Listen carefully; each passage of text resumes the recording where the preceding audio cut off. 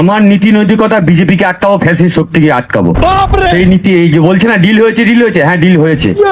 বিজেপিকে পশ্চিমবঙ্গের মাটিতে আটকাবো, বিজেপিকে ঢুকতে দেবো না, এইটাই ডিল হয়েছে। সাল্লাই কুত্তের বাগান নাম আমাদের দাদা বিজেপিকে আটকাতে এসেছে। এই মালটাকে দেখে এখন দয়া হচ্ছে। আমও গেল, কাটলো গেল, এখন অভিষেকের পিসিকে ধরে ঝুলে থাক।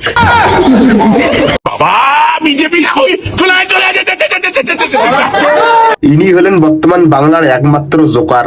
দেখো একবার জোকারের অবস্থা।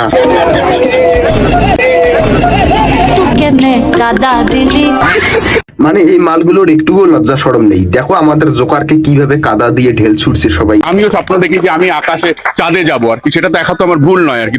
না দাদা, স্বপ্ন দেখা একদমই ভুল না। আর তুমি এই বালছাল স্বপ্ন না দেখে ওই মাথার উপরে যে ঢোল বাজাচ্ছ, তুমি এখন মানুষের বিয়ে বাড়িতে গিয়ে ঢোল বাজাও, কারণ তোমার কেরিয়ার তো এখানেই শেষ। রামচন্দ্র, যার কোনো ঠিকানা নাই, যার কোনো লাপাদা নাই, যার দেখা না যায়, যাই ডাকালেও শুনে না। আমি জানি না এটা কোথাকার মাল, তবে এটা বেলুন ফাটা মাল, এটা আমি শিওর বলতে পারি। এই গান্ডু কি বলছে, রামচন্দ্রকে ডাকলে শোনে না এবং দেখা যায় না, তার জন্য সে ভগবানকে মানে না। তাহলে শোন বোকাচোদা, তোকে একটা আমি কথা বলি। তোর বাবার বাপ মানে তোর ঠাকুর দাদা, আর তোর ঠাকুর দাদার বাপ, তাকে কি তুই কখনো চোখে দেখেছিস? দেখিসনি। তার মানে তোর ঠাকুর দাদার বাবা ছিল না, তোর ঠাকুর দাদা ভ্যার ফেটে এসেছিল, তাই না?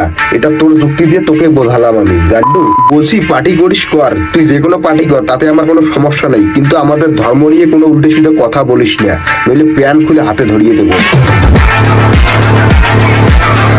বারবার আমি রিকোয়েস্ট করছি, আমি কোনো রাজনৈতিক ভিডিও পোস্ট করব না। কেন? হাওয়া বেরিয়ে গেল?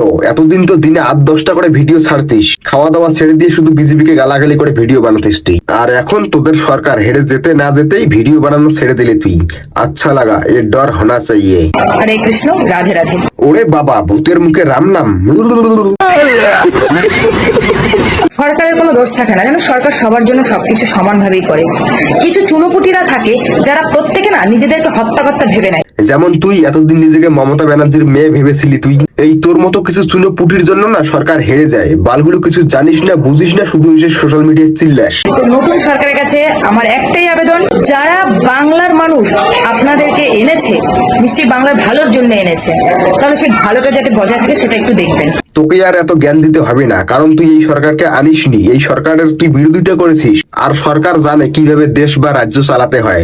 তোর মতো অশিক্ষিতর কাছ থেকে আর দীক্ষা নিতে হবে না। তুই এখন হালকা করে তোমাদের সমস্ত মন্দির ঘুরিয়ে ফেলবো ইনশাআল্লাহ। আল্লাহর জমিনে কোনো মন্দির থাকতে পারে না। অনেক মুসলিমরা আছে যারা পোদের মধ্যে আঙ্গুল ঢুকিয়ে চিল্লে চিল্লে বলে যে ইসলাম হলো শান্তির ধর্ম। তাদেরকে বলতেছি, তোমাদের শান্তির ধর্ম কি এরকম নমুনা? এরকম শেখানো হয় তোমাদের ধর্মে যে আল্লাহর জমিতে কোনোদিন মন্দির থাকতে পারবে না? এইগুলি কি তোমাদের শান্তির ধর্ম? আমি জানি না তোমাদের ধর্ম কি রকম, তবে এই দাঁড়িয়ে ছাগলটা যেভাবে বলছে, এখন তোমরাই বলো যে এই ছাগলটা ভুল নাকি তোমাদের ধর্মটা ভুল। কমেন্ট করে জানাবেন।